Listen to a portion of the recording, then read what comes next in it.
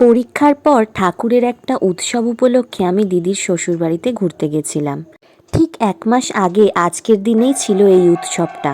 প্রত্যেক বছরই এই সময় ওদের বাড়িতে এই উৎসবটা হয়ে থাকে, কিন্তু এইবার উৎসবটা ছিল একটু বেশি স্পেশাল।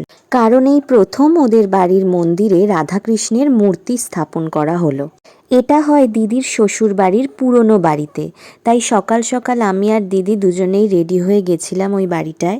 গিয়ে দেখলাম পুজোর জোগাড়ে সবাই খুব ব্যস্ত, তাহলে নতুন বউই বা কেন বাদ যায়। দিদিও পেল একটা দায়িত্ব।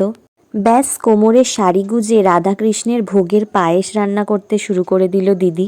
এই দিন ওদের বাড়ির মেয়ে বউরা সবাই উপোস করে এবং সন্ধেবেলা অঞ্জলি দেওয়ার পরেই খাবার খায়।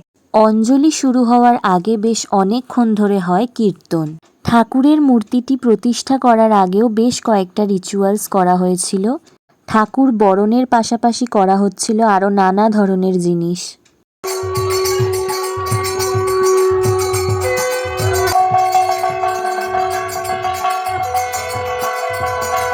এই সব তো ছিল সকালের অনুষ্ঠানগুলো। এর পরের ভিডিওতে তোমাদের সবাইকে দেখাবো সন্ধেবেলায় কী কী অনুষ্ঠান হয়েছিল।